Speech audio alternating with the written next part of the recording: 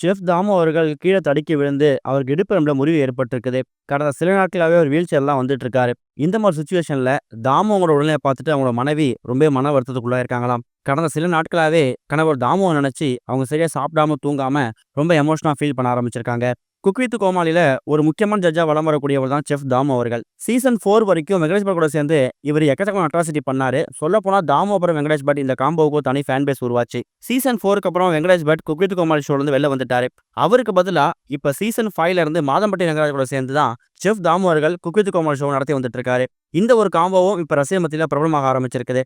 இந்த மாதிரி சிச்சுவேஷன்ல கடந்த சில நாட்களாவே குக் வித் கோமாளி ஷோவுக்கு வரக்கூடிய செஃப் தாமு அவர்கள் வீல் சேர்லாம் வந்துட்டு இருக்காங்கிற மாதிரி ஒரு அதிர்ச்சி தகவல் வெளியிட்டு ரசிகர்களை கதிகலங்க வச்சிருக்காரு.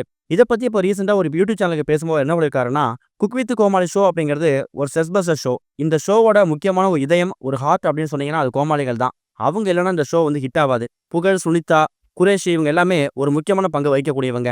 அதே மாதிரி இந்த சீசன் 6ல பிரியா ராமன், லட்சுமி ராமகிருஷ்ணன் இவங்க எல்லாமே ரொம்ப சூப்பரா சமைக்கிறாங்க.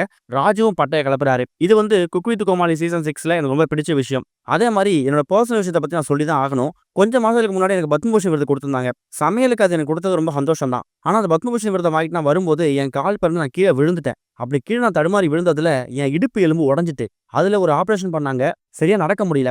கடந்த சில மாசங்களா நான் எந்த ஒரு வீட்டுக்கு போனாலும், எந்த ஒரு ஷோவுக்கு போனாலும், எந்த எபிசோட்ல கலந்துக்கிட்டாலும் நான் வீல் சேர்ல தான் வந்துட்டு இருக்கேன். சொல்லப்போனா இதுக்கு என் பக்கபலமா இருக்கிறது என் மனைவிதாங்கிற மாரி பல இடங்கள்ல ஜெஃப் தாமு அவர்கள் ஷேர் பண்ணியிருக்காரு.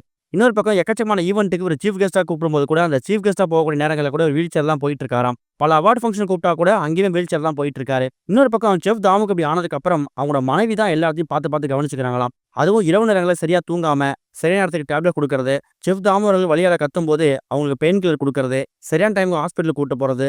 அதே மாதிரி இவருக்கு இடுப்பெலும்பு உடைஞ்சதால வீல் சேர் இல்லாம அவர் எங்கேயும் நடக்க முடியாது. இரவு நேரங்கள்ல ரெஸ்ட் ரூம் போணும், ஒரு அர்ஜென்ட்டா வெளில கிளம்பணும், இல்ல திடீர்னு ஹாஸ்பிட்டலுக்கு போணும்னா கூட இவங்க தான் பக்கத்துல இருந்து பார்த்துக்கிறாங்க. செஃப் தாமுக்கு இடுப்புல எலும்பு முறிவு ஏற்பட்டதுக்கு அப்புறமா செஃப் தாமு அவர்கள் நிம்மதியா தூங்குறாரோ இல்லையோ, அவங்களோட மனைவிக்கு தூக்கம் அப்படிங்கிறது சுத்தமா போயிடுச்சாம். தன்னோட கணவருக்கு இப்படி ஆயிடுச்சேன்னு ஒரு பக்கம் வருத்தம். இன்னொரு பக்கம் தன்னோட கணவர வந்து நம்ம தூங்கிட்டோம்னா அவருக்கு ஏதாவது தேவைப்படும்போது அவர் கஷ்டப்படக்கூடாது அப்படிங்கிற மாரி அந்த ஒரு அக்கறையிலுமே கூட அவங்க தூங்காம இருக்காங்களாம். இரவு நேரத்துல அவங்க தூங்காம இருக்கிறத பார்த்துட்டு செஃப் தாமு அவர்கள் எவ்வளோ டைம் கூப்பிட்டு, "எனக்கு ஏதாவது வேணும் நான் எடுத்துக்கிறேன். நான் கூப்பிடுறேன். தயவுசெய்து தூங்கு" அப்படின்னு சொல்லும்போது கூட அவங்க கேட்கறதே கிடையாதாம். தன்னோட தூக்கத்தையும் உடலையும் கவனிக்காம இப்ப தன்னோட கணவர் எப்படியாவது சீக்கிரம் மீண்டு வரணுங்கிற மாதிரி தான் செஃப் தாமோட மனைவி போராடிக்கிட்டு இருக்காங்க.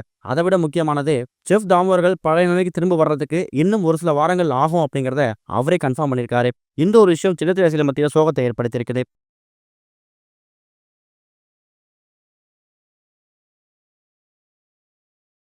இதுவரைக்கும் கனெக்டிங் டிவிக்கு சப்ஸ்கிரைப் பண்ணனா மறக்காம சப்ஸ்கிரைப் பண்ணிக்கங்க.